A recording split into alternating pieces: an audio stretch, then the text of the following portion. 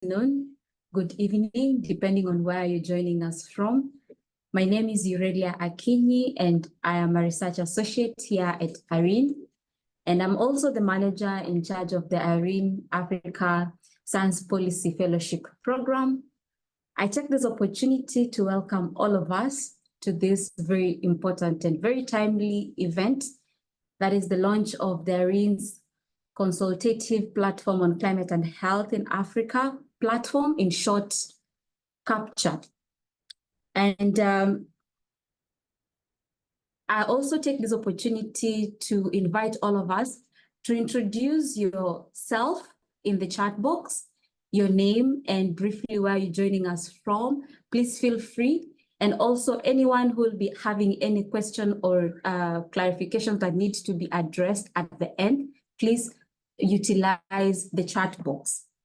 And before I welcome our executive director, that is Dr. Atela, the program will run as follows. Dr. Atela will give us some opening remarks and also a brief overview of the objectives and agenda of this particular launch. And then I will come in to give a brief overview of IRENE as an institution. And then Dr. James Colborne will come in to give the keynote speech.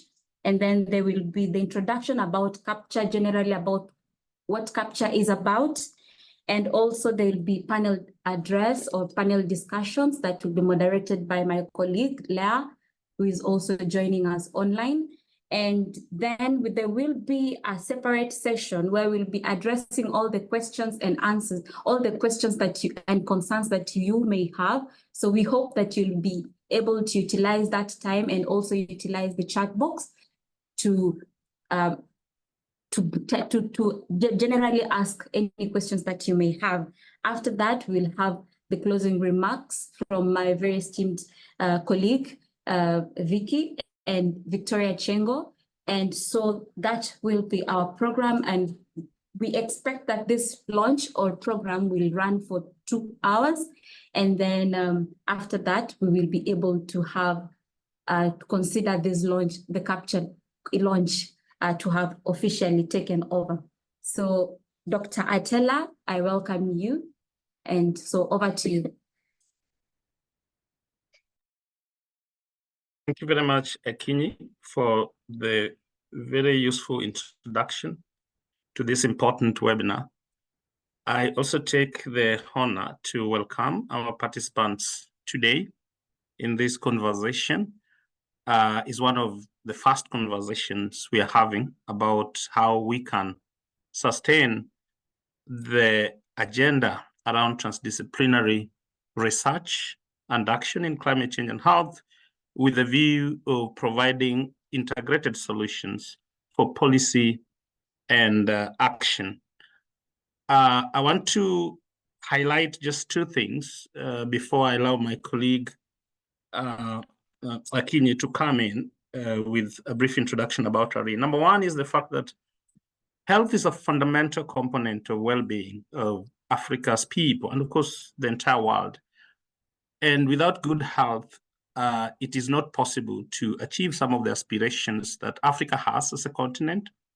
We have the Africa Agenda 2063, which is basically depending on the health and well-being of the current young generation to be able to execute it. At the same time, we have various developmental aspirations that African member states have put in place.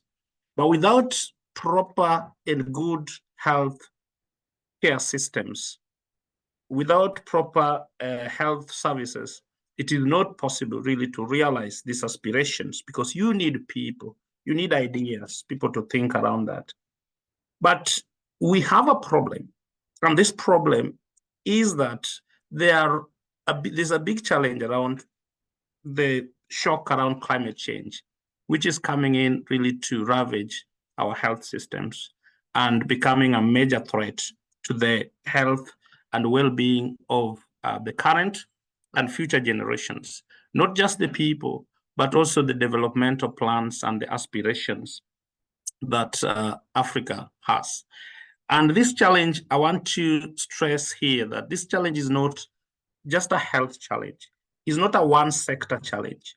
It is becoming a multi-dimensional challenge. It's a multi-sectoral challenge. And it brings different perspectives, different sectors into play. It's about the energy that we use, that a household use or poor communities use to cook, that then drive their health well-being. It's about the social drivers of issues around poverty that enables or disenables communities or vulnerable people to be able to access healthcare systems. So there are many factors that are into play in this particular phenomenon. And I guess the experience with COVID basically put this into perspective, that COVID initially was seen as a health issue.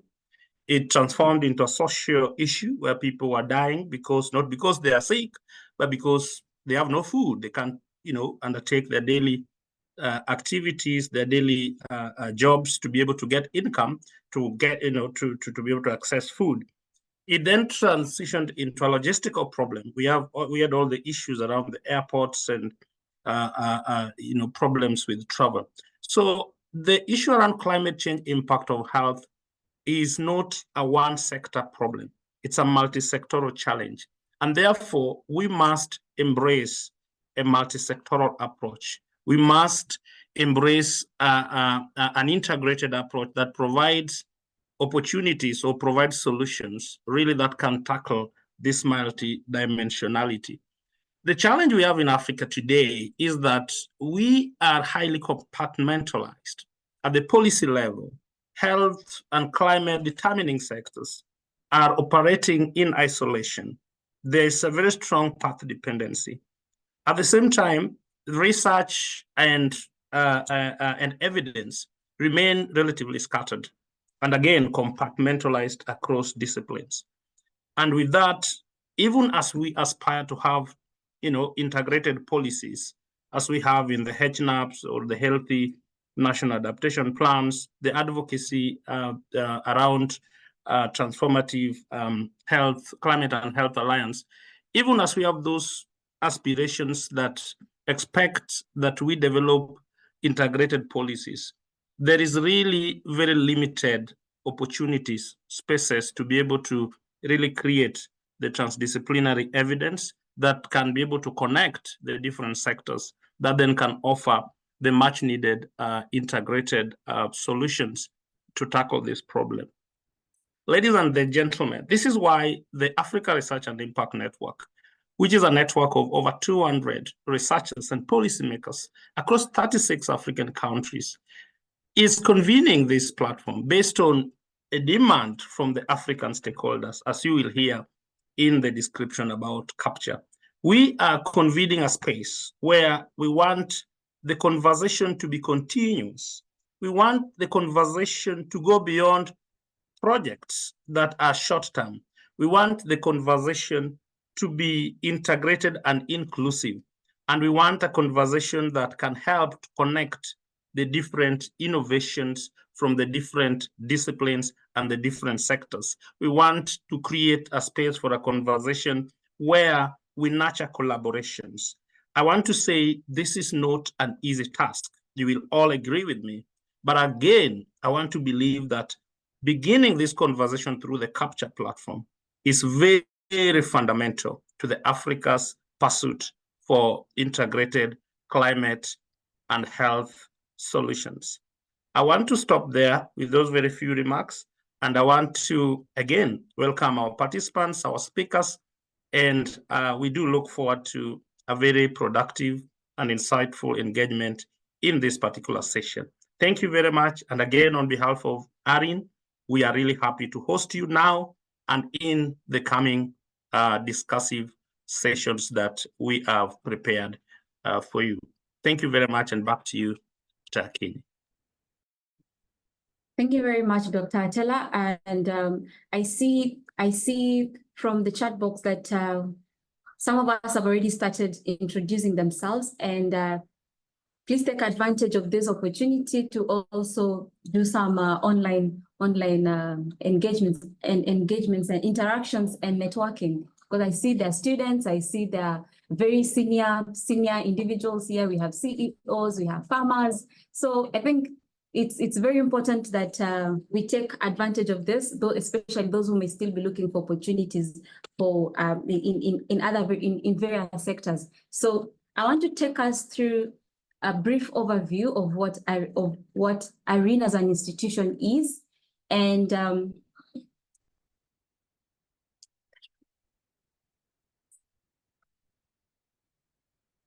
so thank you very much. So building on what Dr. Atela has already mentioned, IRENE is a network of over 200 researchers and policymakers across 36 African countries. And as IRENE, we aim to promote research excellence and dialogue on best research and impact practices. So our key areas of work, we seek to support contextual knowledge systems and learnings. We also develop models and best practices on pathways to research excellence and impacts. So in terms of regional focus, we have various regional focal points, especially in Africa, and we have a regional focal point in East Africa, in Southeastern Africa, Southern Africa, Western Africa, Central and Francophone Africa, and not forgetting our diaspora region. So in terms of thematic focus, IRENE focuses on various issues. And for now, we focus on sustainable development, climate change and energy, cities and resilience, agriculture and forestry, mining, trade and industry, technology and innovation. And we apply or adopt various analytical approaches to these thematic disciplines, as you can see there. So IRENE is spread, as I had mentioned before, IRENE is spread across Africa, and the blue regions represent where where IRENE fellows are, and then the red regions represent where indicate where our IRENE focal points are, and also where our fellows come from. And the white region, the white regions represent where recruitment is still ongoing, and we hope that in the coming months, in the coming weeks, we will be able to have this strategic presence also in the North Africa region. We have a number of ongoing projects, and these are spread across thematic areas in line with our thematic focus. So we have climate change, and here we have a number of projects, and these are not the only ones. So we just decided to mention back a few. We have the Adaptation Metrics Agency with inclusion in global climate adaptation finance, assessing the effectiveness of climate change adaptations or interventions in East Africa. And we also have the SDG Synergies project. Under climate change and health, we have collaboration for the establishment of an African population cohorts consortium project. We also have the consultation on communities of practice for transdisciplinary research and action in climate change and health in Africa.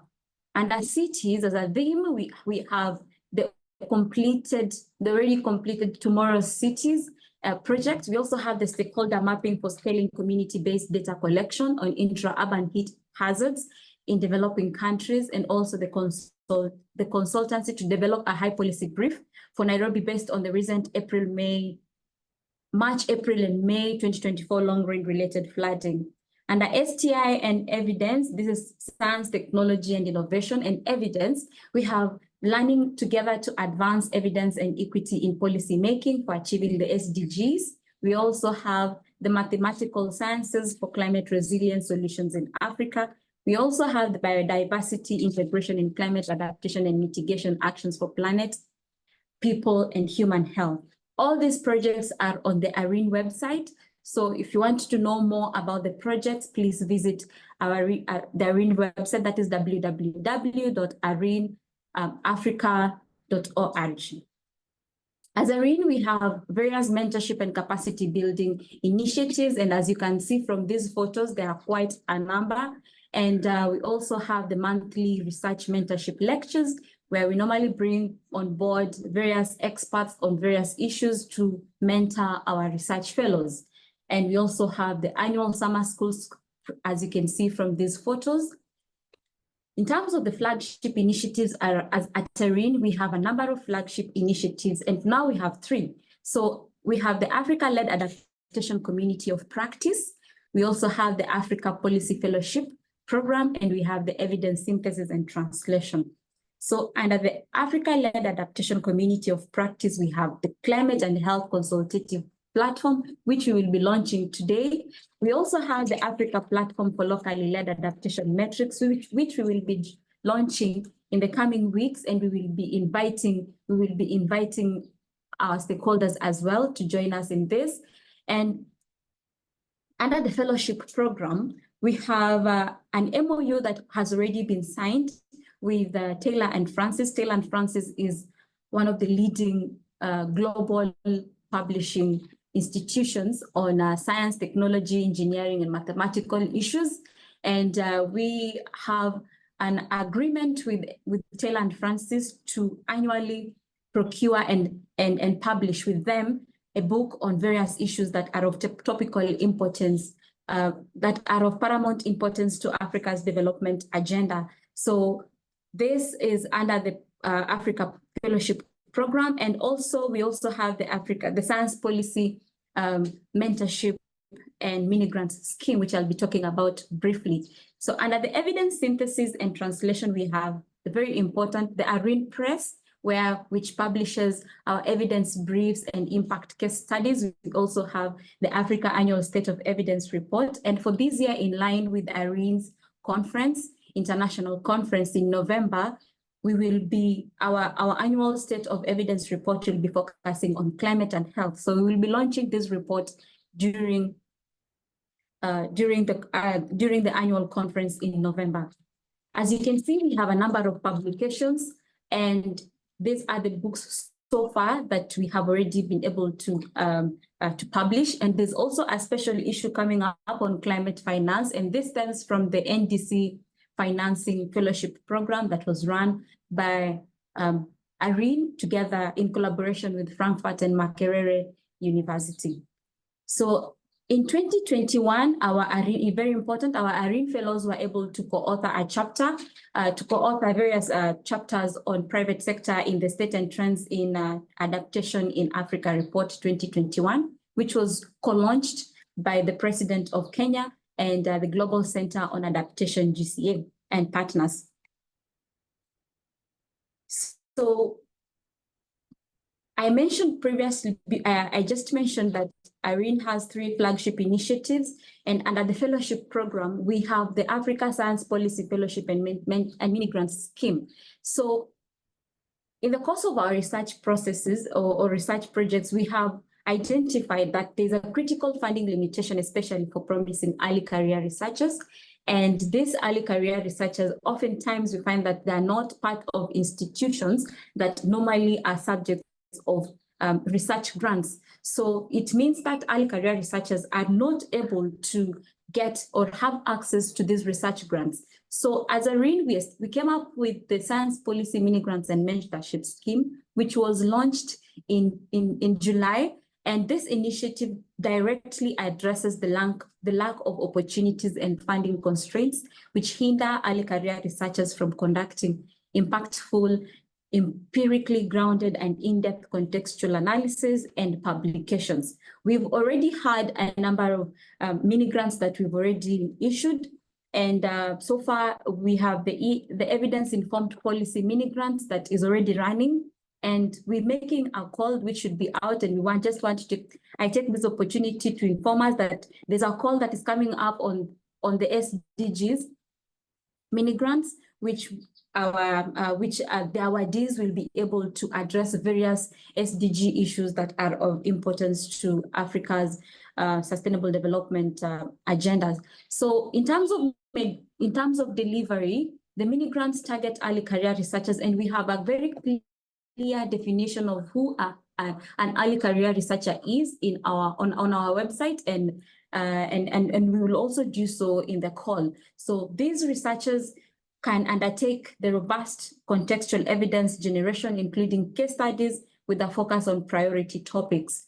As I mentioned, these topics are strictly in line with the thematic focus of IRENE. So this delivery is achieved through a partnership between IRENE, Taylor and Francis, and several other partners and donors. So we hope that at the end of the mini grants, we will, or the research projects that have been supported through our mini grants, we will be able to have an increased number of Africa research conducting empirical and evidence-grounded research relevant to the continent's development agenda, and also enhance networking and learning, including South-South collaborations and engagements. Thank you very much. And at this time, now I want to take this opportunity to welcome Dr. James Colborne. I'll take this opportunity to welcome Dr. James Colborne, but before Dr. James Colborne takes over, I still want to remind us to continue introducing ourselves in the chat box. Tell us briefly who you are, where you're coming from, and where you're joining us from, and maybe your institution, if that works with you. Over to you, Dr. Colborne. Thank you. Thank you, everybody, for joining. Good afternoon, good morning, good evening. I will share my screen if I am able.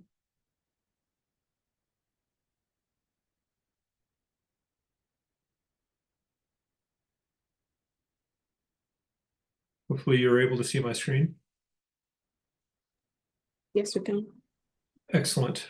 All right. I would like to discuss today a little bit of the overview of climate and health in Africa, and highlight a few things that stress the importance and show the importance of working across different disciplines and boundaries, and the outcomes that we can achieve by doing that we couldn't alone. I think a lot of this was spoken to quite well by Dr. Attella.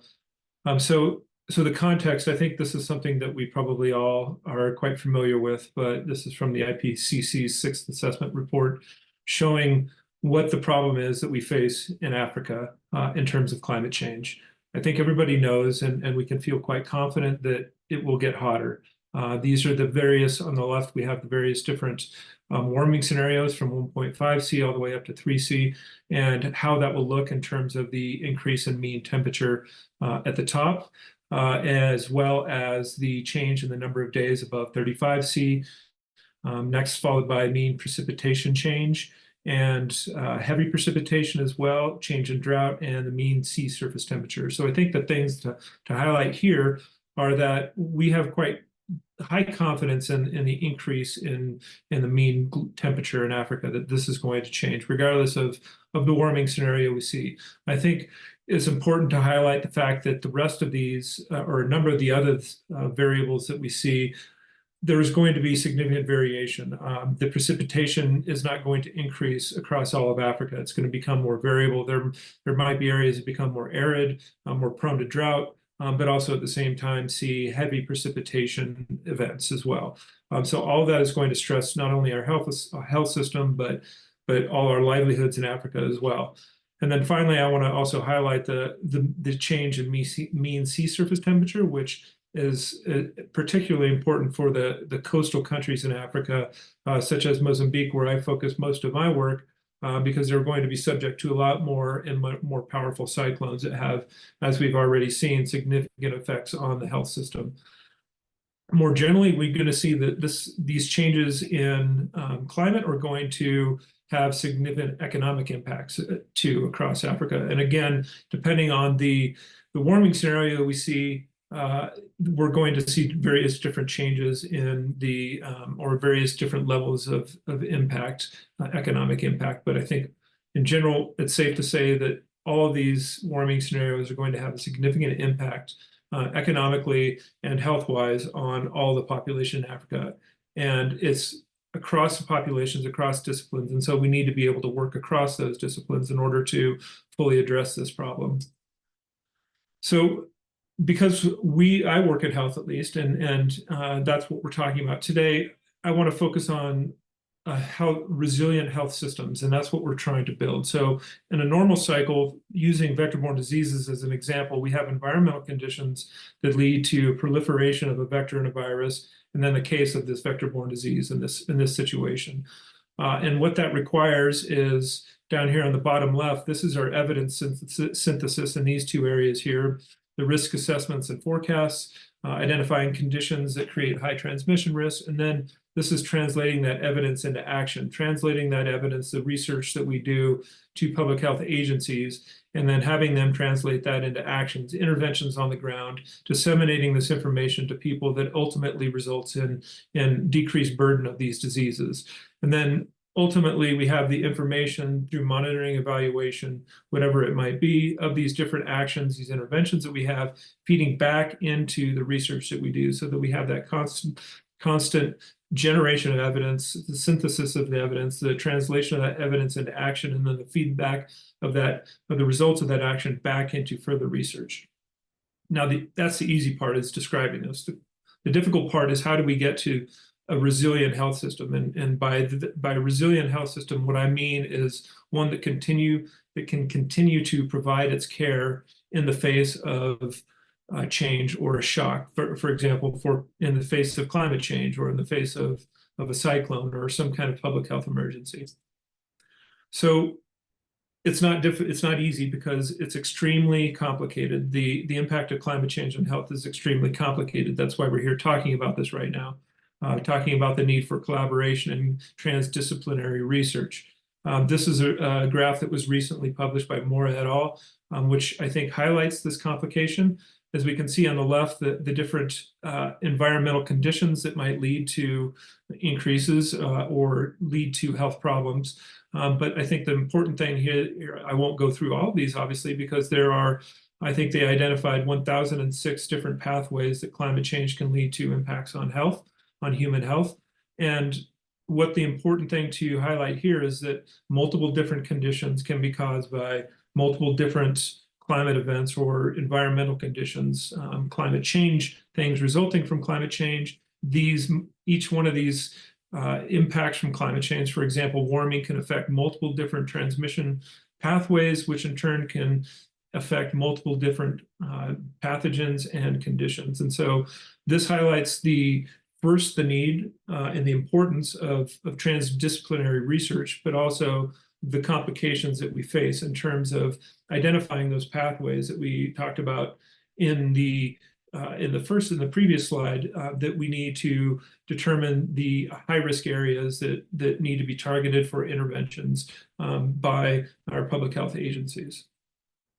Now, speaking of the public health agencies and the public health system, we have further complexity in how the health system is affected by climate change. I want to highlight a few different areas here, and how they cross different disciplines and different agencies, for example, in a Ministry of Health, and further highlight the need for that continued communication and collaboration. So first is the infrastructure, which means the health facilities themselves, for example. Then we have the diagnosis and treatment of illness, or the clinical case management and service delivery, then surveillance and communication, finding out what diseases are happening where, and then translating that information and the results of any kind of early warning systems or warnings or alerts that we have back into the communities, and then supply chain as well, the delivery of the goods and services, the commodities, the health commodities, to health facilities and to communities themselves. So I think it's fairly obvious in the ways that health infrastructure can be directly affected by climate change.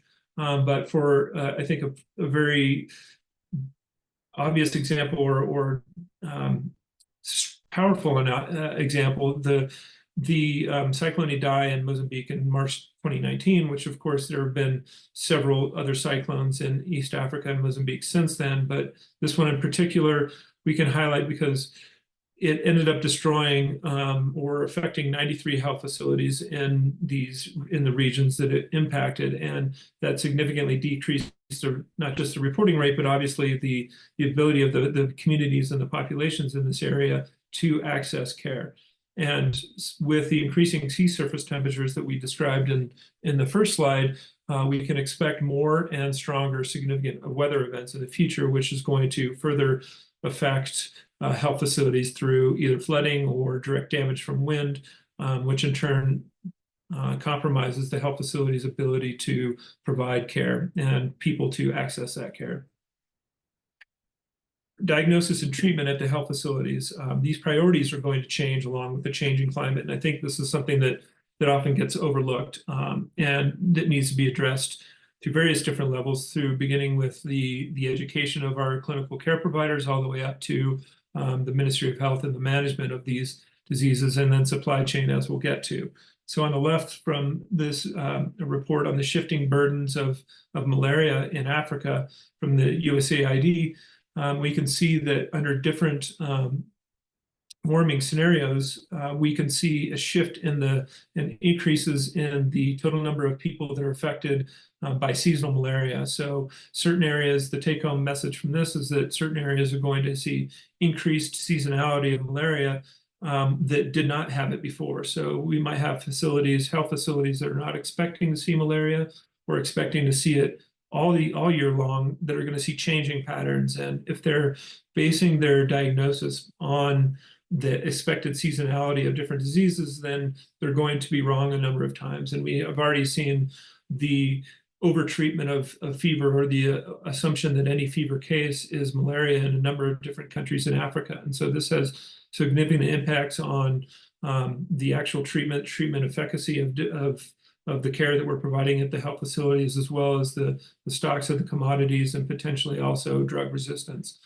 And more specifically for other diseases, we can see also from the IPCC's sixth assessment how climate change is going to impact the projected risks across different African regions for various different diseases. And so rather than going through all the different regions in Africa, northern, center, eastern, western, southern, and these different diseases, what's most important to highlight here is that what the most important diseases are in some countries is going to be different in the future than it is now as a result of climate change. So again, this affects the different protocols that we have in Africa. The fever management protocol is focused heavily on malaria right now, but we're going to need to make sure that clinicians are aware of other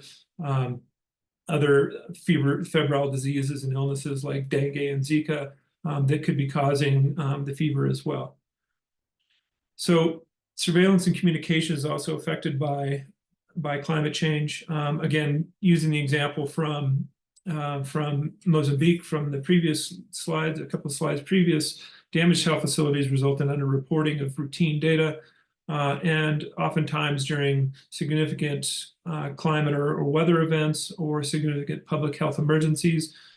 This decrease in routine reporting results in the establishment of parallel disease reporting systems that don't get fed into the routine health management system, and therefore not integrated into the routine decision-making mechanisms. And what that ended up happening, in this case in Cyclone Idai, was that there was a lack of confidence in the routine data systems, and then the reliance on these parallel systems. So in a sense, you're using incomplete and incorrect data, or at least incomplete data, to make the decisions in terms of the programmatic decisions in terms of what interventions are implemented and where and when. So supply chain and access to care is also something that is, I think, obvious to all in terms of the impacts that climate change can have on this. The infrastructure damages, they can affect the commodity availability through damaged health facilities, as well as damaged warehouses and distribution facilities. And then road network damages, they can affect the ability of our supply chain to distribute these commodities to health facilities and to these warehouses. And then also it affects the ability of communities to access care at these health facilities if their means of reaching these health facilities is compromised as well. And then the changing seasonality of rainfall could affect distribution schedules as well. Sometimes the distribution of commodities is done during the dry season, or provision of interventions such as indoor residual spraying is planned specifically during the dry season to prevent problems with access to care. So if those dry seasons and the rainy seasons shift, then that can affect our planning for these purposes as well. So we talked about the generation of evidence and the complexity of the different pathways. We talked about translating that evidence into action through the public health systems and the health systems themselves. And then but we also have issues with translating and complications, that I should say, with translating this evidence into action.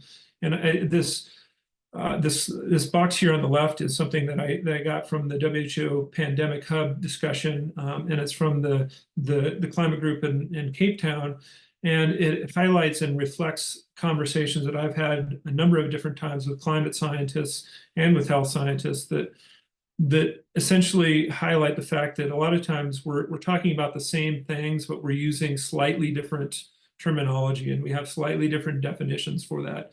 And what it highlights is the need for better communication, I think, above all. So, we have different characteristics of our data and health than the climate scientists do.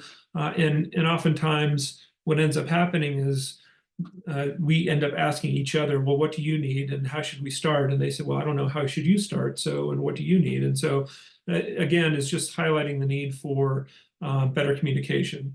And then further complicating these discussions and our ability to translate this evidence into action is the number of different data sources that we have for doing some of this research. For example, the National Center for Atmospheric Research, which is near me here in Colorado, they have on their website for the Climate Data Guide, which is a very great resource, they have 28 sources of precipitation data alone listed, not to mention the other various different variables that we might need for temperature, for humidity, for land cover, land use, et cetera.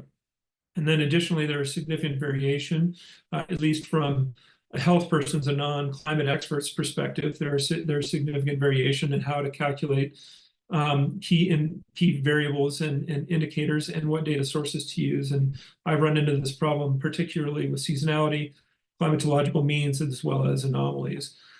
And then there are often different methods for dealing with climate data and for defining climate data and calculating climate data across different disciplines, as I highlighted with health and with climatology, but then also across different countries. We had a similar workshop in Mozambique last year, and we highlighted with stark the difference between the different ways of approaching and defining a lot of these issues between South Africa and Mozambique, which are neighbors.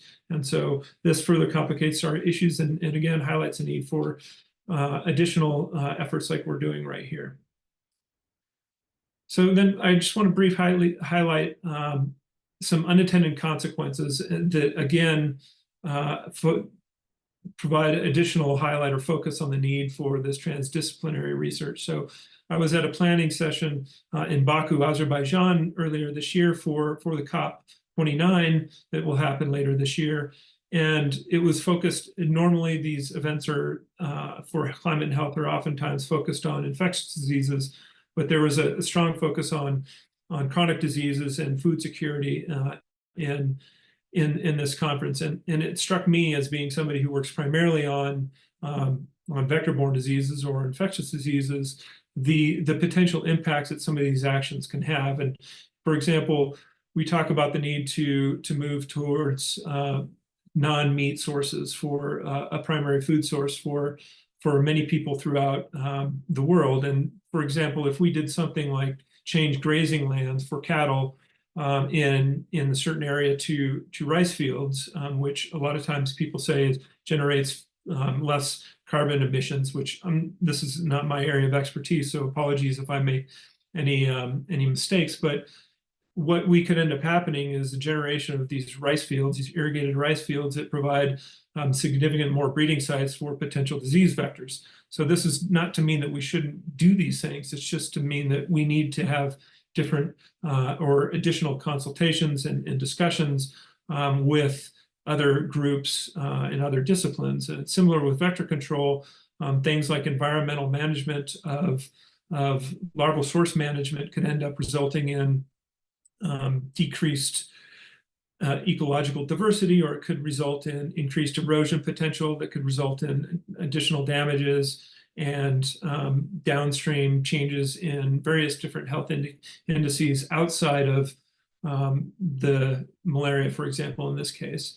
and a lifestyle as well. With these increases in temperature, we might see a drive to shift outdoor labor practices to later in the evening or earlier in the morning, which is also the time when a number of disease vectors like Aedes for dengue and chikungunya, or even malaria, end up feeding primarily. And so this could end up resulting in increased exposure to these different diseases. So going back to this slide, in terms of the complexity on the health systems, of complexity of climate change in the health systems, what we see is the interplay between research and translating evidence into action, and feeding outputs from monitoring and evaluation, and translating this back into research is the most important part that we want to focus on. And these lines of research are in the impacts of climate change and health are infinite, as we've seen. The impacts of climate change in the health system are equally complex. Solutions for building health system resiliency require experts from many different disciplines and fields. And then the lack of solid consensus on tools and methods to address these issues is hampering our ability to move forward. And then if done in silos, these solutions can have unintended consequences. And unfortunately, a lot of our funding is done in silos. And so I think it's on us as researchers and public health practitioners to break down these silos and work across these different fields. And so briefly, I just want to highlight some potential actions and next steps that we can do. So in terms of the academic and research side, the creation of multidisciplinary research groups and centers like what we're doing right here, like ARIM and this CAPCHA group that we're doing right now, that we're launching right now, are very important in this fight that we're undertaking. So we need to focus on many different diseases and many different areas of expertise.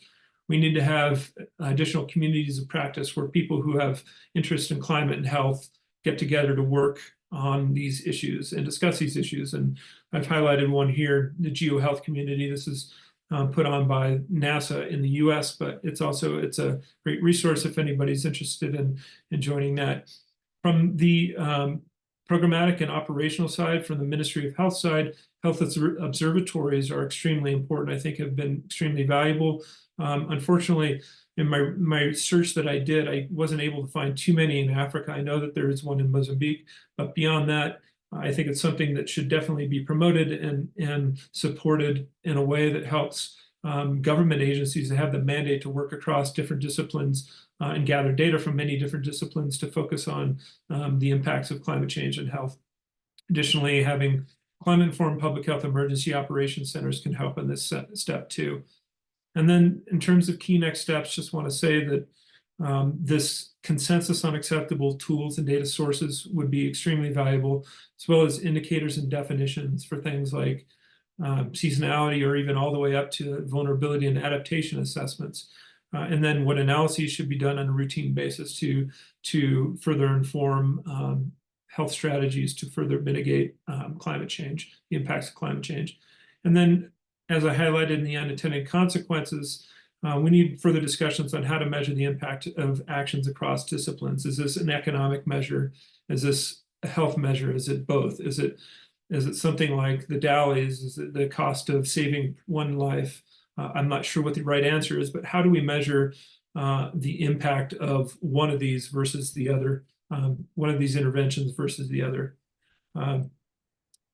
So finally, I just want to end by showing that we talk a lot about, in climate change, there's a lot of talk about what we can do to not make the problem worse in the future. So decreasing our carbon footprint, for example. But this is just to highlight that climate change has already happened and is happening now, and that's affecting our jobs right now. So there are things that we can do to prevent it from getting worse, but we also need to act and respond to how it's affecting our work right now. So thank you.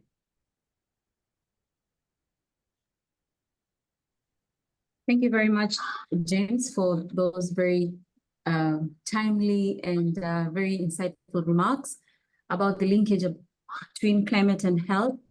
And one key insight that we get from this presentation, and also from Dr. Achala's presentation, welcoming remarks, is that this is a very timely discussion given the recent happenings across Africa and even in the other continents as well. So the question now is Irene, what are we doing about this linkage on climate and health, the linkage between climate and health? What are we doing about it? What contribution are we adding to this very timely discourse? So I want to welcome Dr. Atela and Anne to give us a brief overview about the consultative platform on climate and health in Africa. And even as they do so, I still want to encourage us to continue introducing ourselves and where we're coming from and our institutions, if that works for you. So Anne and Dr. Atela, over to you.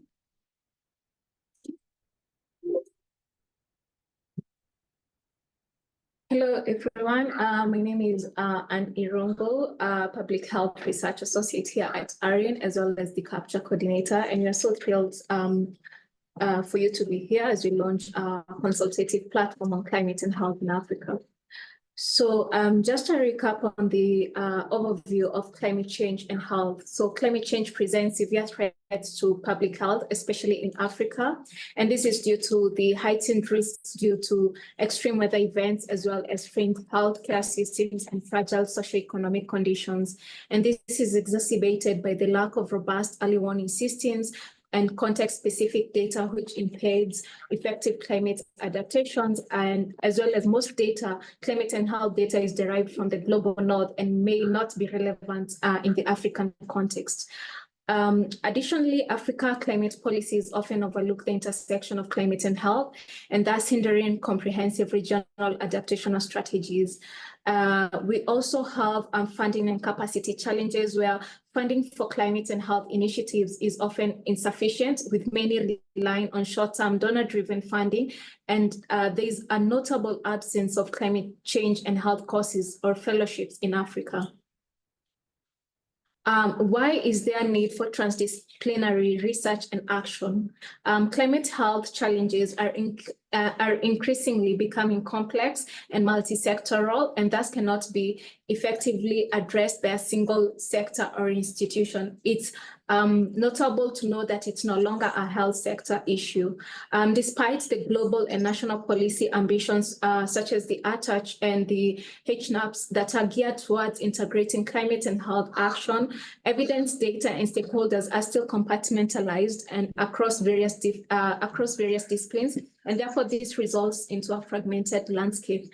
And this compartmentalization often hinders efforts to synthesize key findings, aiming at identifying trends and gaps in the evidence. And this fragmentation is much more visible in Africa, where climate and health research and collaborations are just emerging. Therefore, there's a need for nurturing transdisciplinary research and action on climate and health.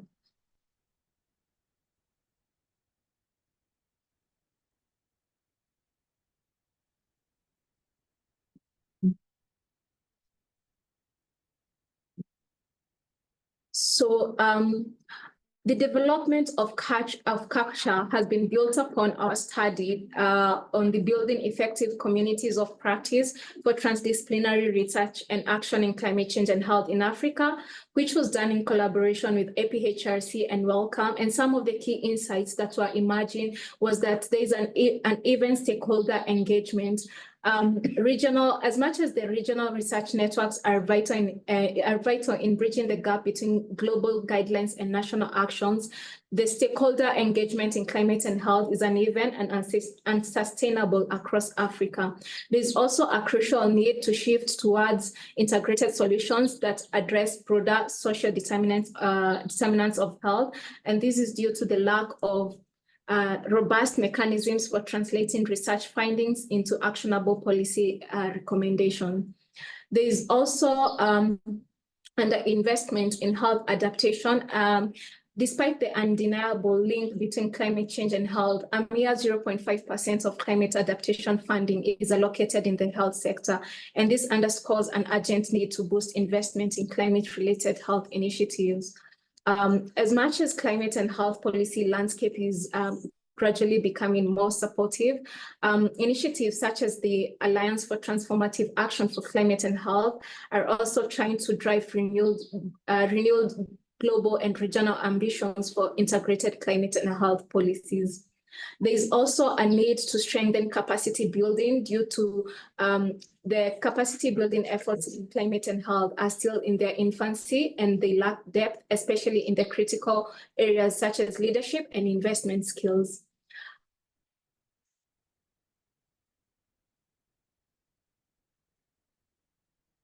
Why do we develop CAPCHA? This is because nurturing transdisciplinarity and multi-sectoral approaches is not a one-off thing, but it requires dedicated long-term sustained sharing and learning between climate and health determining sectors and stakeholders. There has been existing efforts such as platforms and networks globally and even regionally in Africa, which have tried to create engagements between climate change and health communities.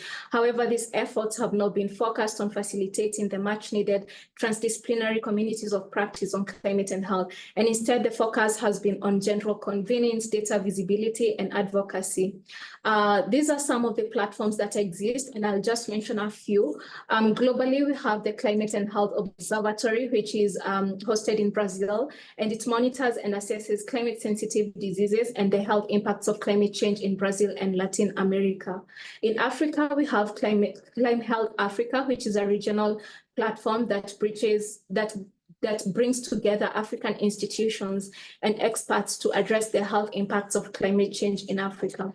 We also have just a notable network such as the Chance Network, which fosters collaborations among climate and health experts across Africa to address the intersection of climate change and health. And we have the Global Climate and Health Alliance, which is a coalition of health organizations advocating for climate action to protect public health. What is our niche?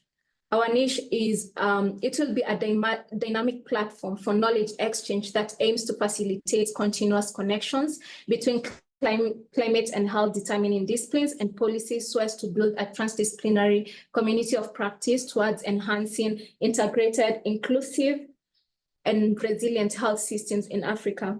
It will also engage local communities directly, empowering them and enhancing resilience at the grassroots level, as well as trying to integrate real-time localized data to drive targeted interventions according to various African community climate profiles.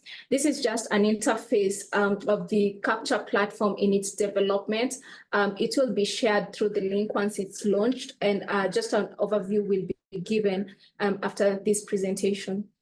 So some of the objectives will be for CAPCHA, it will centralize data and promote joint transdisciplinary climate and health research. It will also help in advocating for policies addressing climate-related health impacts.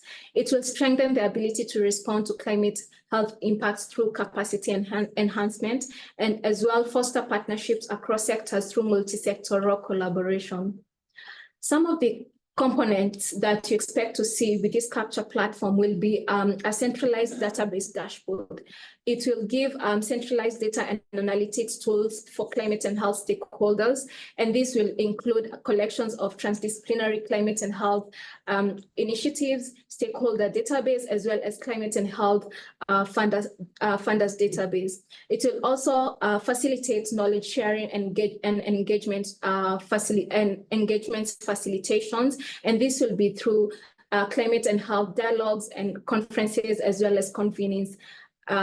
It will also facilitate knowledge translation and policy, thus bridging science and policy, ensuring evidence-based decision-making. And this will help in the publishing of synthesis reports, position papers, as well as mini grants to help facilitate transdisciplinary climate and health research. Some of the activities will include centralizing transdisciplinary data, which will promote joint research and focus areas. Some of them will be like food security, water and sanitation and hygiene, vector-borne diseases, communicable diseases, as well as non-communicable diseases, disaster preparedness, mental health, as well as address ethical frameworks on climate and health research. It will also create an avenue that will influence local, national, and international climate policies, and thus ensuring that they integrate health considerations and support specific needs of African countries. It will help support educational campaigns, integrate health into climate change courses, and provide training through summer schools, boot camps, webinars, and workshops. We are open for collaborations and open to partnerships with organizations, governments, and funders that will help us strengthen the impact of CAPCHA and contribute resources as well as expertise. So the overall of CAPCHA's impact will be to have a transdisciplinary collaborative platform that will help address climate and health challenges, as well as foster resilience and informed policy in Africa. Thank you.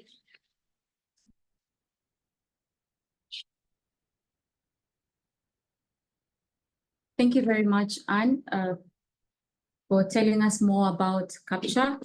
And so with having heard much about CAPCHA, we're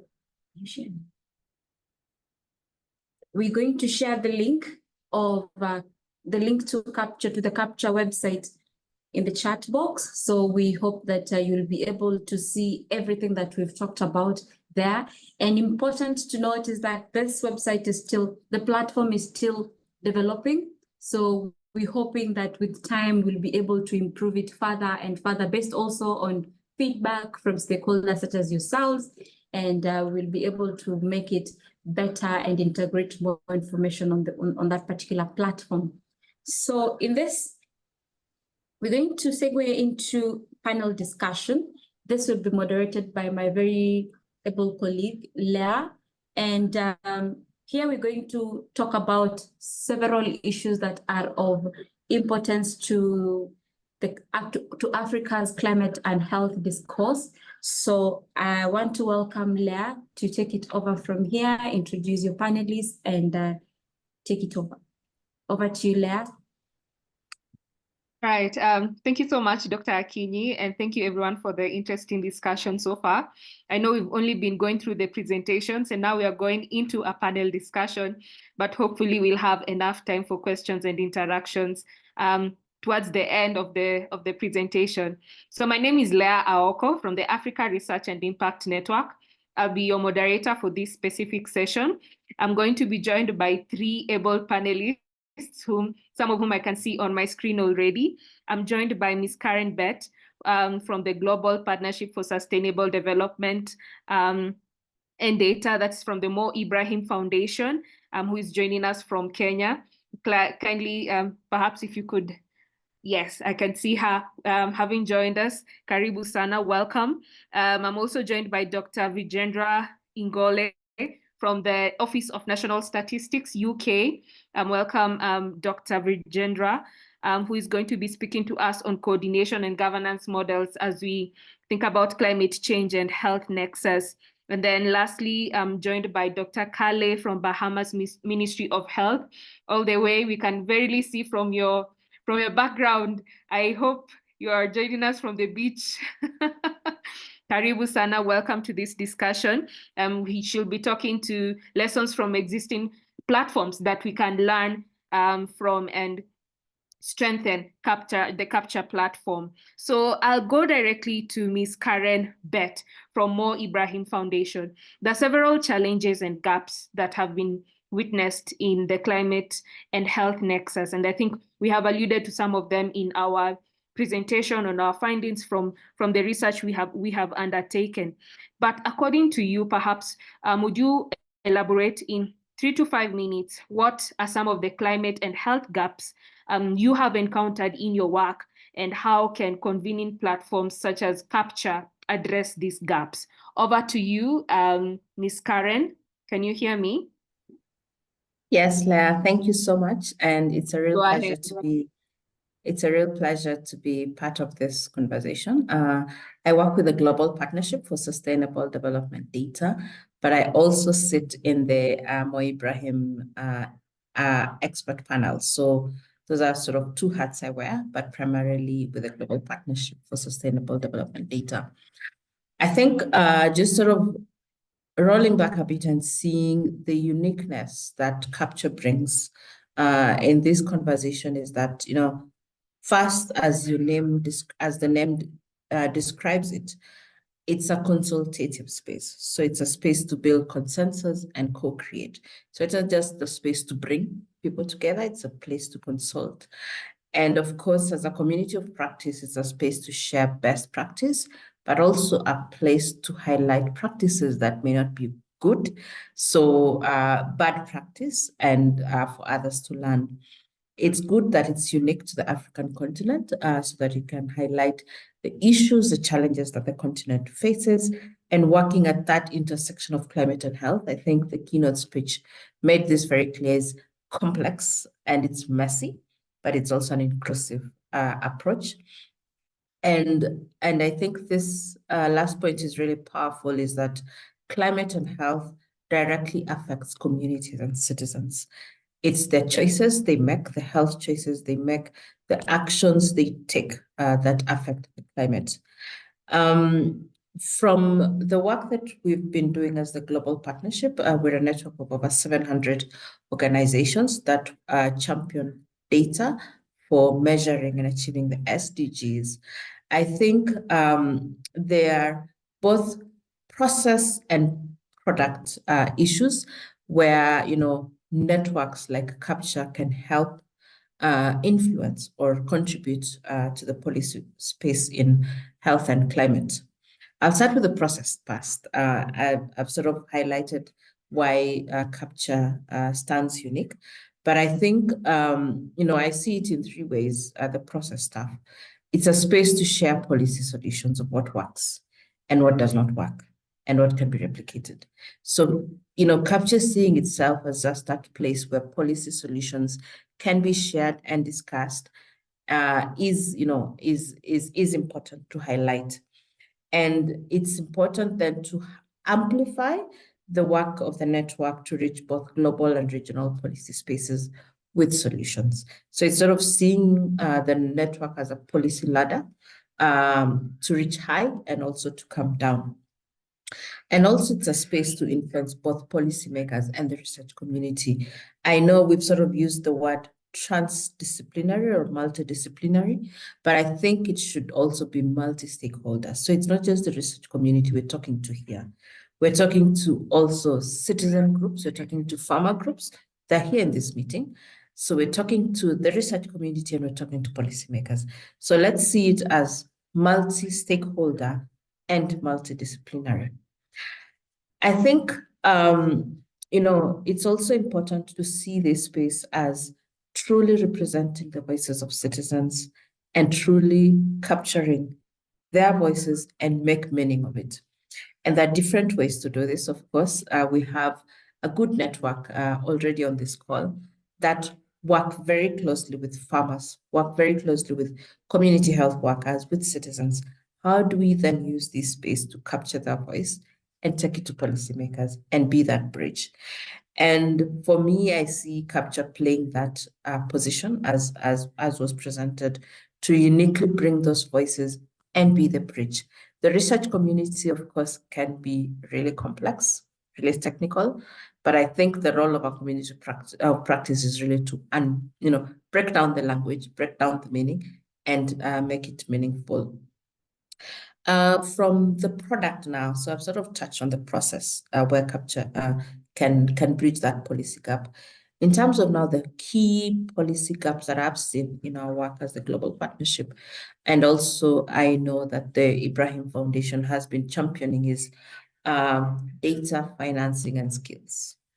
And starting with data is a policy, you know, as a policy gap that CAPCHA can either amplify or elevate, is that data production, particularly on measuring climate, measuring the intersection between climate and health. We need to double our efforts. I'm sure the colleague from ONS who will come after me will talk about how national statistical offices are starting to put in the right institutional frameworks to measure climate. And now they'll need to sort of think about the intersection. When you come to the continent of Africa, our national statistical offices are just starting to think about it. So really data that is used for decision-making, we're not there yet. But networks like this can help us, catalyze the process and bring in existing data so that governments, national statistical offices can have a place to start. Data is only as good as it is, cannot be useful if it's not put to use. So the second level is putting data to use for decision makers. How do you encourage policymakers to take an evidence-based approach? And CAPCHA, working with policymakers, and that's why it's important to have them in the room, can demonstrate that evidence-informed decision-making and putting that data to use. The third part when it comes to data is that we need to think beyond official statistics, beyond institutional-based data. Climate change and health consequences are so quick such that we can't wait 2 years for us to have the data. We need data that's agile, that's timely, that's produced with the speed of lightning and captures the needs of people. So it's really also embracing data that is often seen as non-traditional, data that could be, geospatial, big data, citizen data, so that we have a clear view of the needs of our communities and the consequences of their actions or inactions. And therefore, CAPCHA has that space and that opportunity to advocate for these data sources that are complementary to official or institutional data, so that we, I mean policymakers, and of course ourselves as the research community and other stakeholders, have a very clear understanding of the needs when it comes to climate and health. Financing, I feel, has been emphasized, and it was also in the CAPCHA presentation, that championing the financing of health and climate is important, demonstrating what works, what are the benefits, and influencing domestic revenue allocation for health and climate within our governments. Lastly, as I finish, is skills for climate and health. And you could ask, skills for who and skills for what? We could build skills for professionals. At the Global Partnership, we are also running a project called the Capacity Accelerator Network, funded by the Wellcome Trust as well, which is working to enhance data capacity in climate and health amongst data professionals, social impact organizations, and government agencies across the continent. We do this by leveraging data science, analytics, and addressing those key pain points to lead to evidence-based decisions. But there's also skills for policymakers. How do you ensure that policymakers have the right skills to make the right decisions, to develop the right policies, and to follow through the policy pathways? And I think this is where CAPCHA can also provide a very unique offer to the space by ensuring that, skills is also serving the research community, policymakers, and ordinary citizens, so that we're sort of thinking about policy from a full spectrum, that policy is not just things that policymakers do, but it comes right from the citizens, from the communities, all the way up to the decision makers and the duty bearers. I'll stop there and back to you, Leah. Thanks for the opportunity. All right. Thank you so much for that insightful comment. Please do stay with us, because during the question and the answer session, you will be very instrumental in sort of clarifying some of the useful points that you've brought up. Data is currently the new gold. So I'd just like to invite Dr. Vijendra from the ONS office in the UK to speak to us on some of the models of coordination and governance that could support effective functioning of platforms such as CAPCHA. And also just share with us how can we, as CAPCHA, how can we foster transdisciplinary aspects in climate and health to address emerging data trends and challenges? Over to you, Dr. Vijendra. Thank you very much, Leah, and the network for this opportunity. So before going to model and the coordination, just wanted to give you a slightly background of what project is we're working on, and this may help because the model and coordination is basically aligned with what the platform does and who are your primary users. So at ONS, we are working on these projects to standardize the climate and health interaction, and specifically for primary users would be the national stat offices. So this is a project which is in coordination and supported by the Wellcome Trust and in collaboration with the UN Global Platform, also the University of Ghana and African Institute of Mathematical Science, and also the National UK Health Security Agency and other key partners. So our aim is to develop the standardized framework, and which James has highlighted the next steps, especially focusing on indicator and definition. And this is exactly, we are focusing on standardizing those indicators and definitions. But this cannot be aligned only on focusing on one aspect, because the climate and health interaction is transdisciplinary, and also it's a complex issue. So we need to think about what are the focus and plan indicators, what are the emerging issues, especially in Africa, because our focus is mainly in those two countries, but also widerly in other parts of the developing settings and so on. And particularly thinking on the model and coordination, we first thinking on the who are our global users and the national users.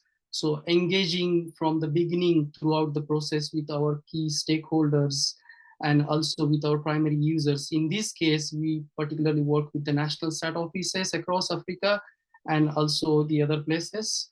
So we get their inputs for defining and developing such a platform from the beginning. So developing the platform is not something like we have to develop something and deliver, but the stakeholders and key people should be a part of developing these platforms. And I think CAPCHA is trying to do that.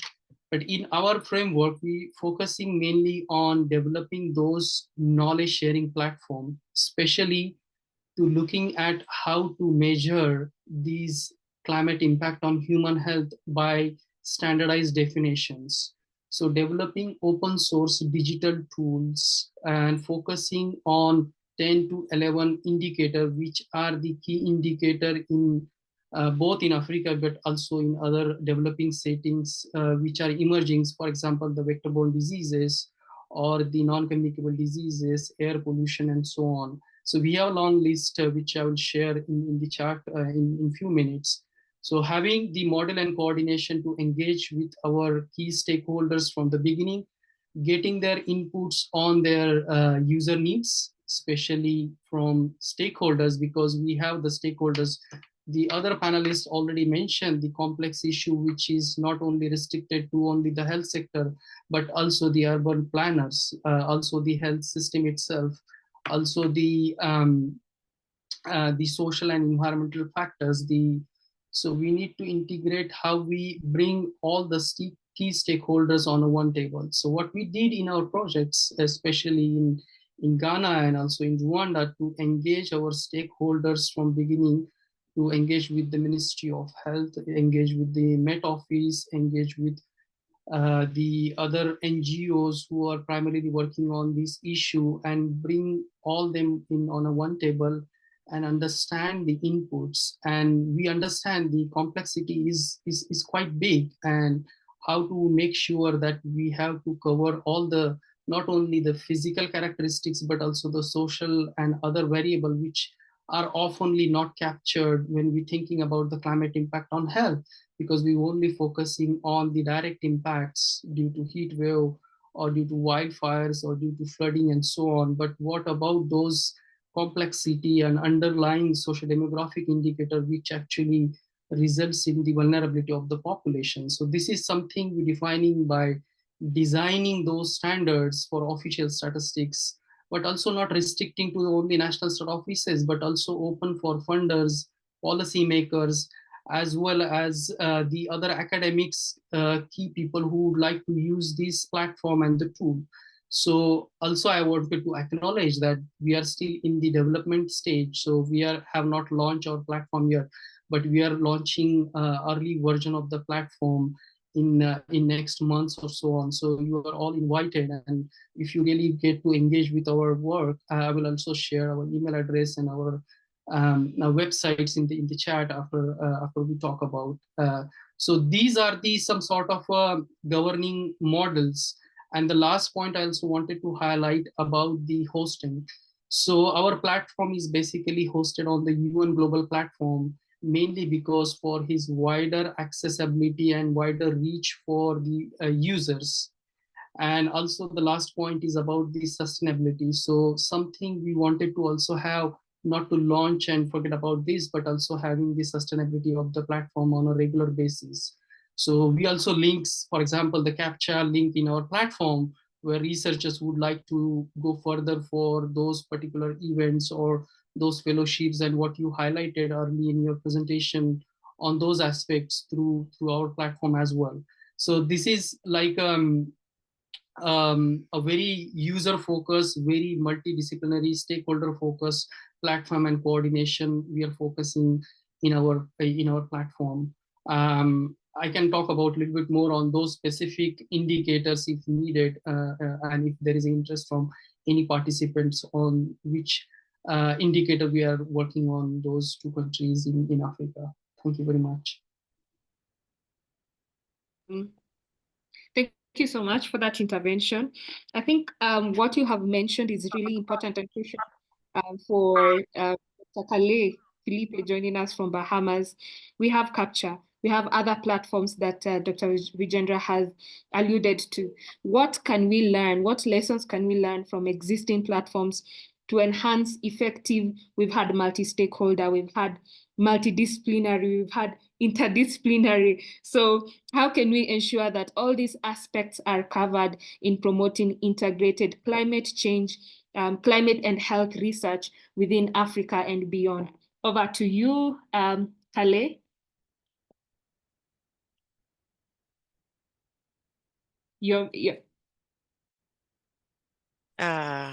Karibu sana. Thank you. And I want to thank Dr. Jonas Atella and the Secretariat for the invitation to participate, and thank the organizers of the ARIN and Miss Arungo and on this CAPTCHA launch. Congratulations.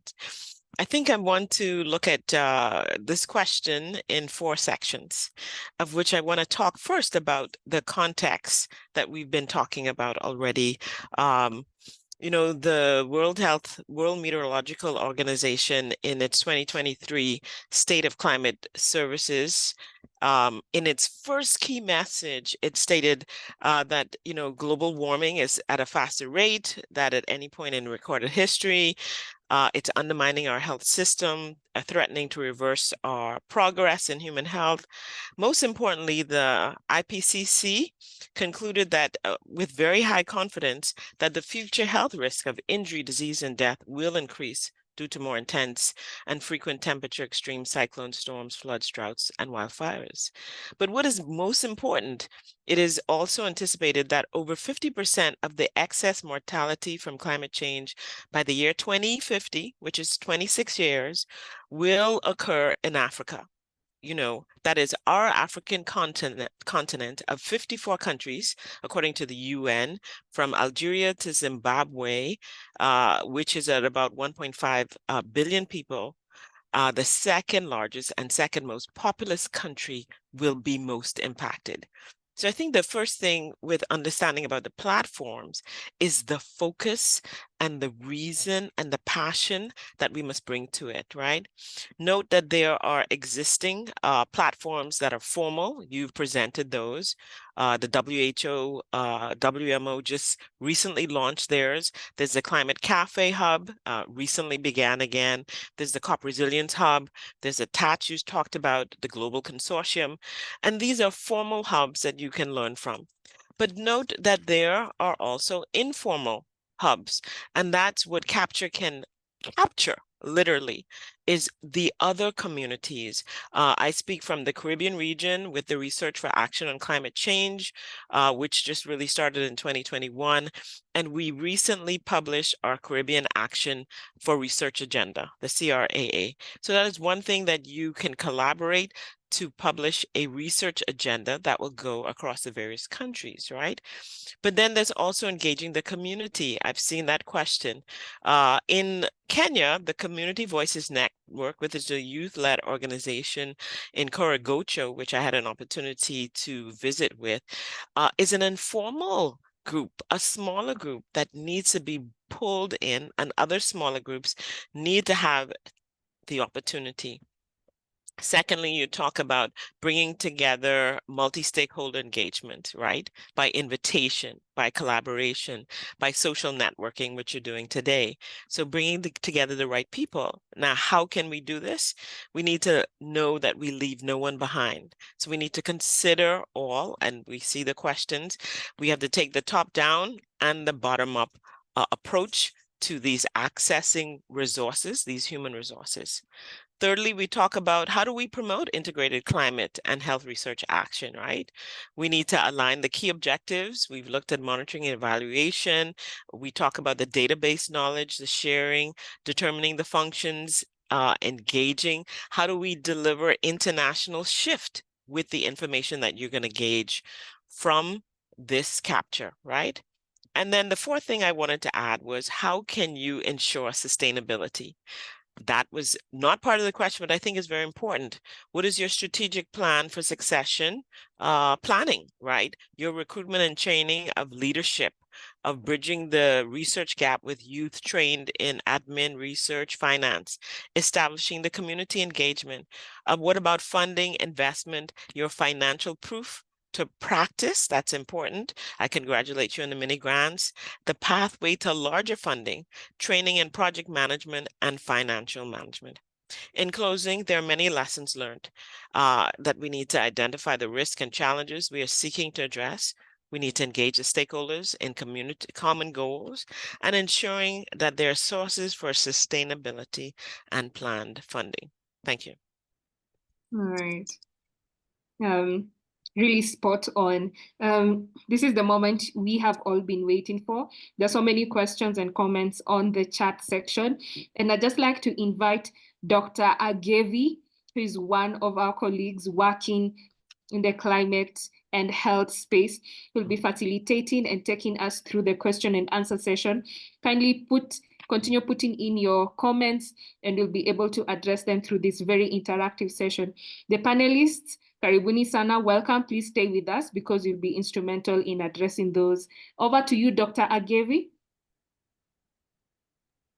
Leah, thank you very much, Leah. Thank you very much, our panelists. Indeed, that was quite a good discussion on the intersection between climate change and health. And what has come out clearly that for us to address these issues, we need to have a platform, and this is what CAPCHA is bringing in.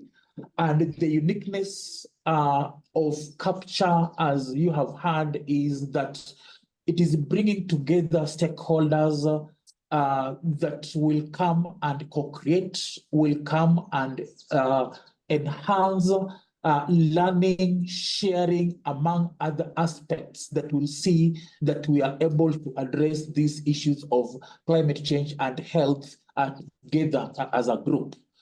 This is now the session that we want to hear from our listeners, from our the people who have attended this session. We want to get questions. We want to get insights, and also we want to see areas we can be able to collaborate as ARIN also together as we build this platform together. Maybe you can get questions. I'll be reading questions maybe from the chat box. And also if you have any other question, maybe you can also raise up your hand so that we can be able to take that question and direct the question to the right panelist. One of the first question we want to look at is, we want to begin from Evert Mukwezi, who is saying that there is need for us to guard against the common focus on issues in programming and resource allocation.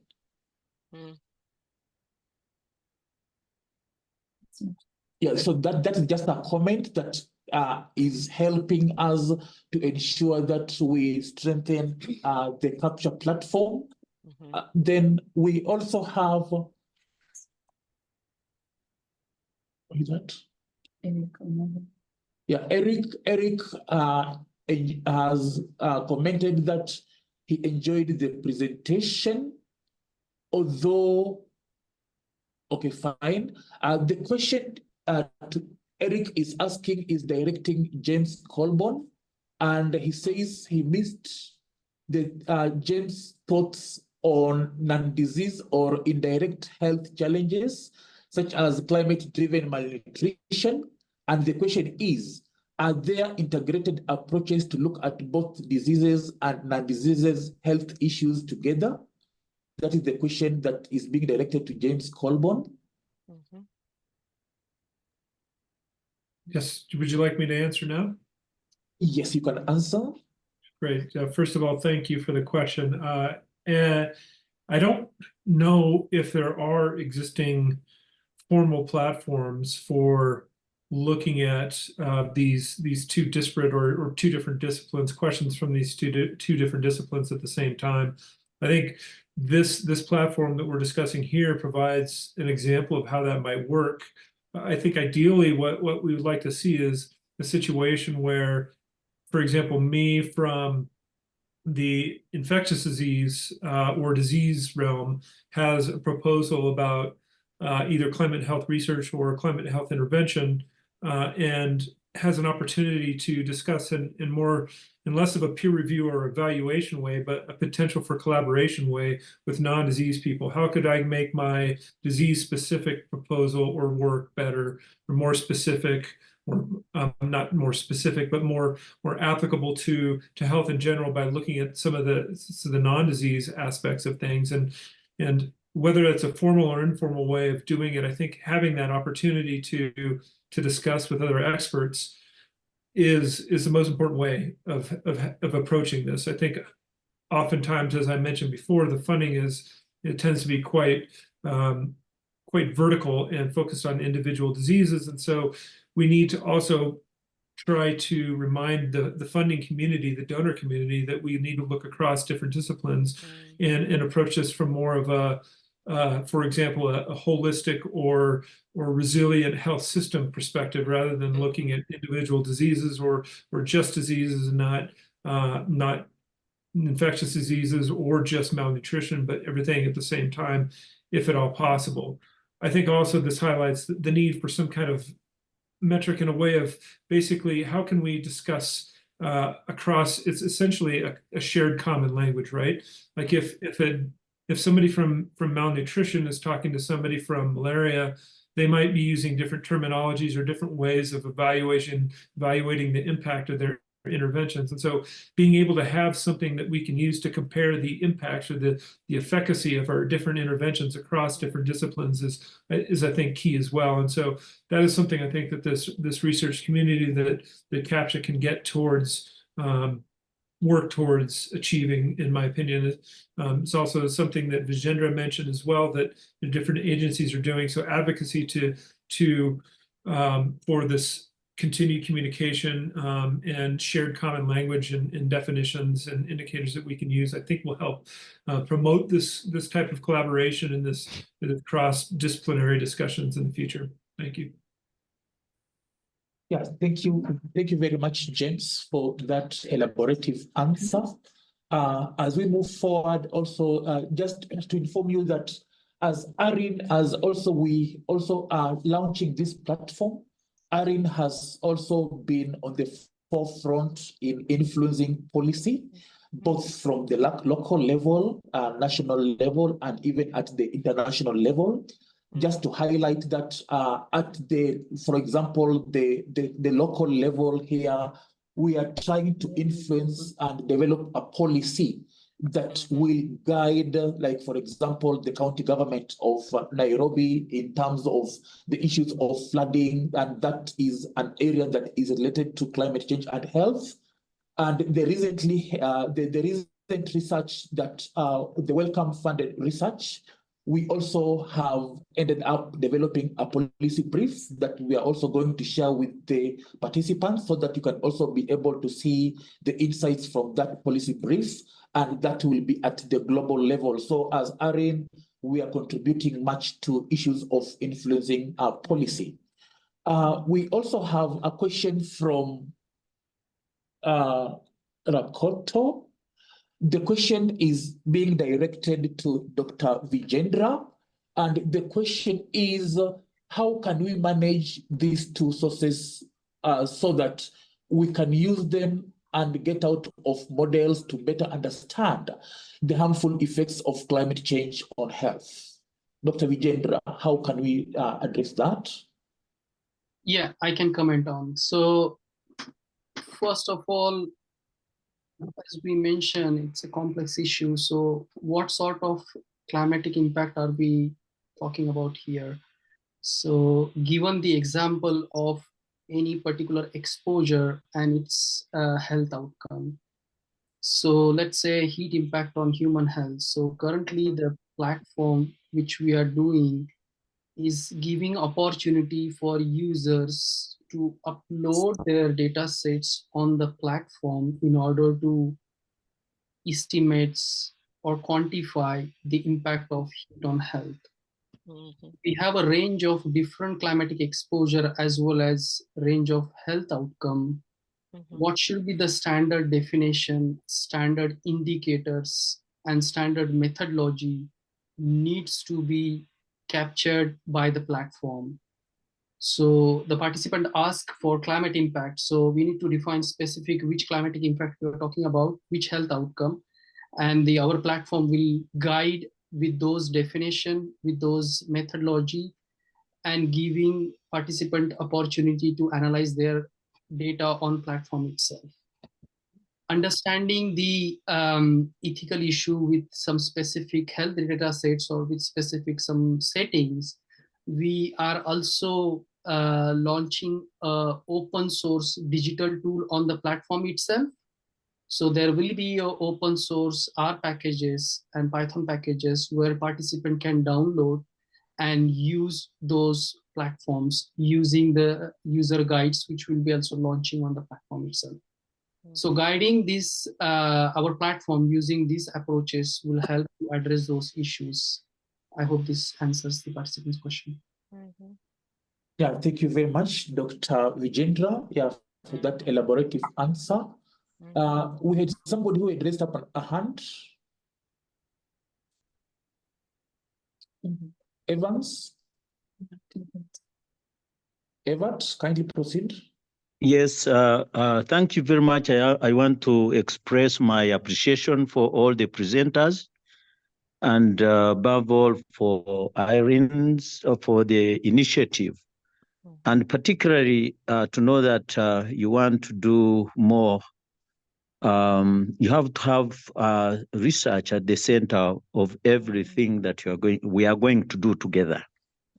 The challenge I want us to appreciate, especially in Africa as we do programming, is that we tend to run with the available funding at the expense of the policy that we are talking about. We need an approach that will definitely be realistic in regard to the issues that are on ground, as opposed to the available funding that most times is biased with the hidden agenda, and at the end of the day, such funding and programming fails to make the desired impact. That was my issue. And therefore, as we begin, can we begin by looking from within and biasing, actually, this is like biasing on our side, the kind of funding will plug ourselves into, as long as it is going to address the issues on ground, as opposed to the foreign, kind of force and whatever conditions that come with such funding without impact realized on ground. So that's my take on that. And as you begin, if you recognize that as a very, very important take on, I would be the best. I would be the happiest person. I'm a public health specialist. I'm a priest in the church. I'm a lecturer at Uganda Christian University, and I see these things, and I'm in the NGO world. So I see these things kind of dragging us, dragging our feet into addressing the real issues, because we run after money, funding, which is not translated into the issues on ground. God bless you. Yeah, thank you very much, Evat. That was quite good. There is need for us to look at how do we ensure that we also leverage on funding that is sustainable and funding that is able to address the real problems that we Africans in the global south are facing. That is good. And I think that is something we really need to look at moving forward. We also have Hatim has raised up his hands. Hatim? Yes, thank you very much for useful presentations and initiative. I'm from Sudan, and I think Africa is in need for such initiative. I'm not going to think like previous who spoke. It's not a conspiracy theory, but the main problem, I am water and infrastructure specialist. I work in the organizations now for about 10 years. The main problem is how to touch the real problem, and how to take the data, the right data, the correct, and how to assess, and how to formulate the need assessment and the theory of change.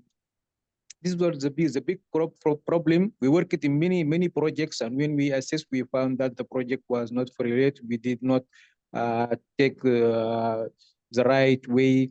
The connection to the authorities, the governmental and other climate organizations and health. This problem, because of that, for example, this platform is, if it's just a platform in the sphere, in the web, it will not serve anything. But it should have representatives in the countries, and to make sure this can get the right information. You will get a very useful projects, because now here for us, for example, anything you talk about here is here now. It has a problem of the health, the climate. We have many in Sudan. We have many types of climate. We have the desert, we have the arid, we have the equatorial climate. So it's all and now the sea,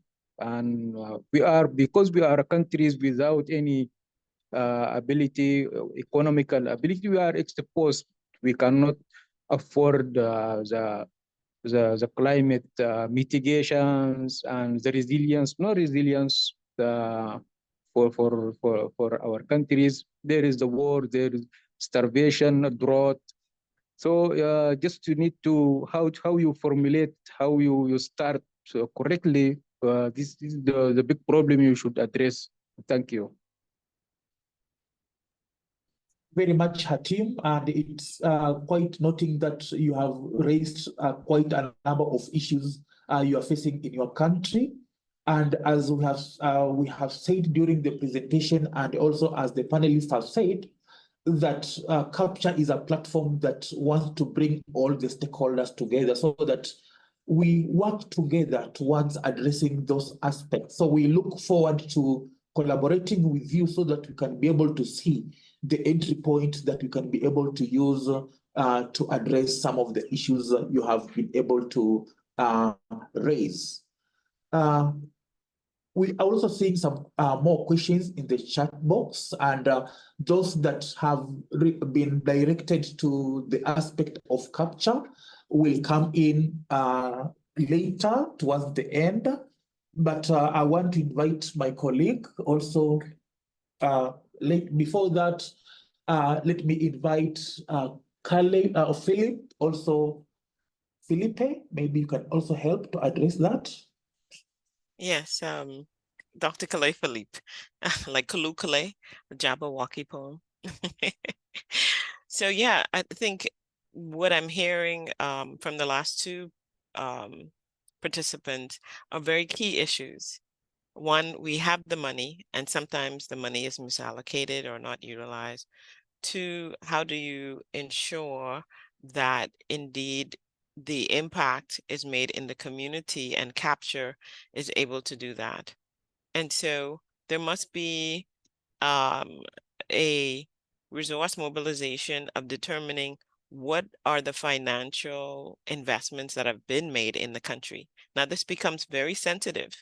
If CAPCHA is part government and funded by the government partly or quasi-government, it's easier to do because you identify the funding in the country and then you track it. And I think the Global Environment Facility has asked countries to have a transparency commitment to tracking where the money goes.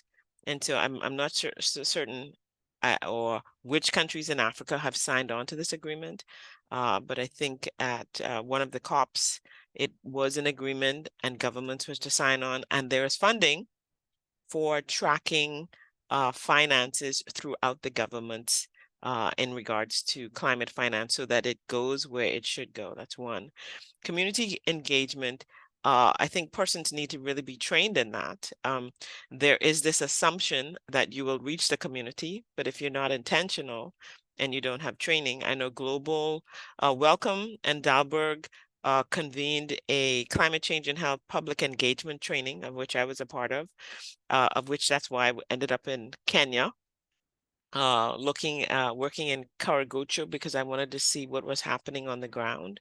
And I think the opportunity for training people and how to reach their community and also reaching the community and having community engagement meetings alone. So if CAPCHA can have that, where you identify communities and organizations, and then you match them with technical people in your agency who are willing to work, who are willing to go down to that community, willing to support that community, and there's funding to do that because you need time and you need funding. And so we did that in the Bahamas. We collaborated with 3 communities. By Zoom, we did a training. We called it Climate Change and Health Ambassadors. We engaged the people. They were ready to go. There was money and funding. And then you need to put aside money and funding for community engagement practice, because we talk about mitigation and adaptation at the technical level, and it sounds great. But how do people in the community know what mitigation and adaptation, how to serve their water, how to make sure the water is clean, how to collect water in tanks? They've been doing it a long time, but supporting the community. So the money must reach the community. Otherwise, it stays in organizations. And then we will not see the gains or keep the gains or move ahead if we don't do that. Thanks, Dr. Felipe, for that. Maybe there is a question here that is there any research ongoing or planned regarding the integration of climate change and mental health? Perhaps maybe Ms. Karen Bett, do you think you can be able to answer that? Sorry, my answer, I wanted to respond to another question. Okay. Yes. yeah, maybe I could touch on climate change and health a bit, and just building on Carla's points around the importance of going down to the communities for these issues to come up, and for community members to really see themselves in our work. Because at the end of the day, you know, politicians listen to communities more than they listen to us, whether we like it or not, especially in the continent. You know, politicians care about how the citizens feel and the people who voted them. So the easier, the faster we interact with communities and really, you know, capture their insights, capture their work, or capture their thoughts on the issues, you know, increases the chances of policymakers to take action. And I think, you know, as Carla mentioned, you know, the model that they took was really going down to the communities and working with them, you know, in a very methodological manner. So it's not just, you know, sort of hit and run, but actually engaging them right from the word go. And I think that's the spirit of community engagement. You need to engage them right from the word go, even in designing the questions and in collecting the information and ensuring that the resources remain there. And so this is sort of trying to answer one question that Kelly Baker put in the chat in terms of what are some examples of you know, policymakers engaging with evidence that we have seen in the continent. I could refer you to the Africa Evidence Network. It sort of brings together some examples of evidence-informed policymaking or evidence-informed decision-making in the continent, different examples. And there's some really powerful examples on health, particularly with organizations like AFIDEP, where they sort of continuously work with policymakers at the health ministry to help them see the beauty and the value of evidence-based decision-making. I don't have an example of climate change and mental health, but I know it's come up severally in terms of, you know, in conversations. What are the, you know, what's the connections? What are some of the ways that we can capture that? I think what's important to touch on in, you know, when it comes to issues like mental health, you want to create spaces that communities or citizens feel safe to talk about the things that they're struggling with. Official statistics may never be able to capture that information because, you know, someone who is suffering from mental health, just the same way that someone who is suffering from gender-based violence may not trust government to give, you know, with the information on how they're being affected, but they'll trust their neighbor or they'll trust their friend. And this is the role of community data or citizen data, that sometimes we can capture unique highlights, unique insights that official statistics or data at the health facility may never capture because people just don't feel safe to talk about it. And so creating those safe spaces, those informal safe spaces, can actually help us capture issues around climate change and mental health in a much more powerful way than we do with diagnostics and tests and, you know, running simulations. So I think, you know, there is an opportunity there of using citizens themselves, using communities and dialogues to capture, you know, the consequences of climate on mental health. Thank you. Thank you very much, Ms. Karen Bett. We are also seeing more comments in the chat box about the conference. I think that one has been addressed. And also with regards to these presentations, we shall be able to share with all the participants so that they are also able to understand all those presentations. And we are also open to more engagements even after today because of time. We understand that there are more questions that participants want to ask, but we are also just going to note them down, and we shall also be engaging you as participants. We shall be able to address all those questions so that you are satisfied.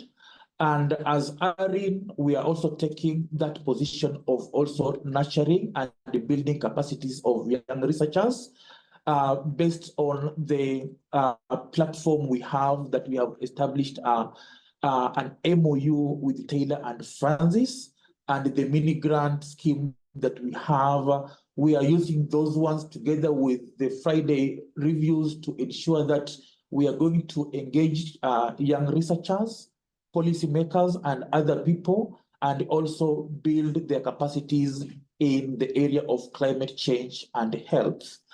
Maybe to wrap up the questions, I want to invite my colleague Anne Irungu to help address questions that were asked around CAPTCHA. Welcome, Anne. Yeah, thank you. So we had about 4 questions that were addressed to CAPTCHA. One was, how will CAPTCHA leverage indigenous knowledge and local expertise in its activities? I want to reiterate that the platform is consultative, and therefore it will integrate indigenous knowledge through community-based dialogues, as well as participatory research and inclusion of traditional knowledge in climate and health strategies. And by valuing insights of those who have lived through and adapted to these or some of these climate and health challenges, CAPTCHA will ensure that it will capture and ensure that these solutions, or rather that these climate and health interventions, are culturally relevant and grounded on local realities. We also had another question on what plans are in place to build capacity among stakeholders, especially in under-resourced areas. So as ARIN, we have targeted research workshops that we are convening with Taylor and Francis. And we are also in the process of finalizing a climate and health fellowship program, which will build the capacity of early career researchers as well as climate and health stakeholders, where we will be bringing in climate and health experts to enhance the capacity of all those who intend to enroll in these fellowships. We also have the aspect of mini grants, where self-initiated projects on climate and health can send in their funding requests to ARIN, and after assessment, the viable projects that have an aspect of transdisciplinarity will be funded.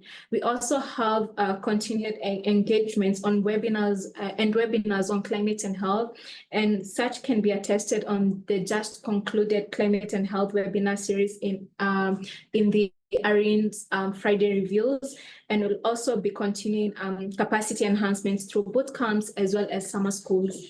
The other question was, how will CAPTCHA ensure all relevant voices, especially those from vulnerable communities, are included in discussions and decision-making? So as ARIN, we pride ourselves in taking a bottom-up approach, where we involve local communities and vulnerable communities in discussions and decision-making processes. And CAPTCHA will collaborate with these local organizations that have strong connections to these communities to ensure that their perspectives are considered in policy and intervention, climate and health strategies. We had a question on how will CAPTCHA influence policy at local, national, and regional levels to address climate and health issues.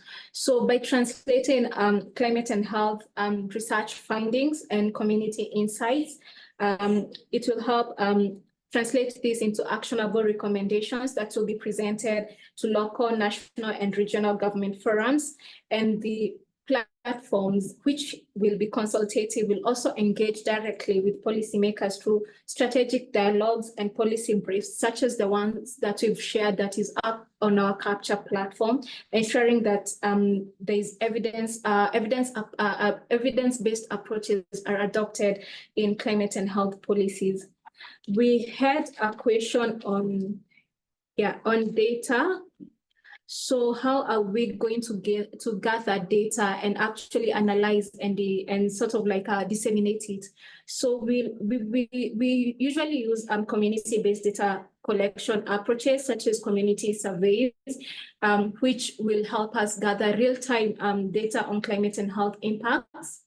We'll also utilize a wide range of open data sources, for example, satellite data, environmental monitoring systems, as well as meteorological records and health statistics.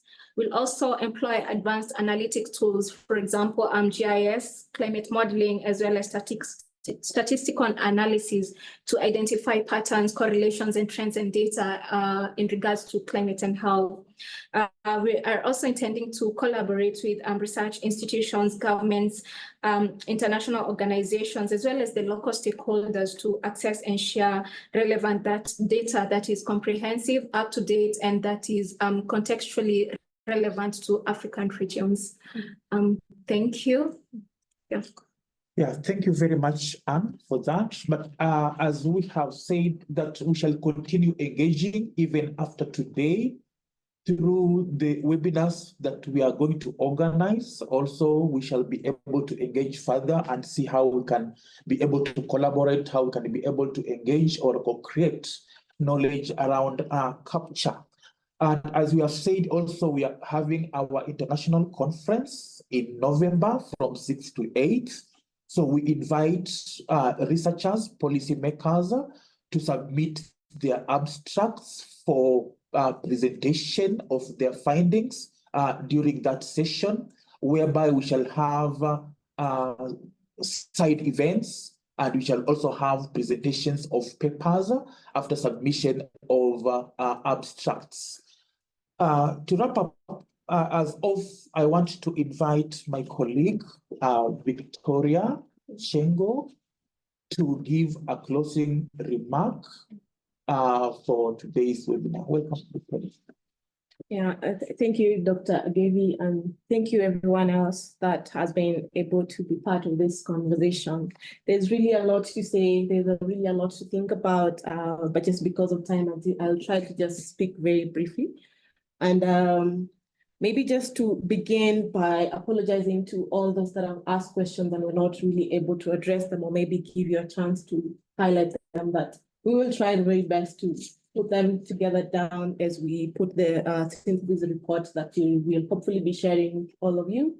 And that really tells me that we have a lot more to talk about in the engagements with along the CAPCHA and also at the conference that is coming up that has been talked about. And thank you all that have shared your contact details and have expressed interest in being part of the conference.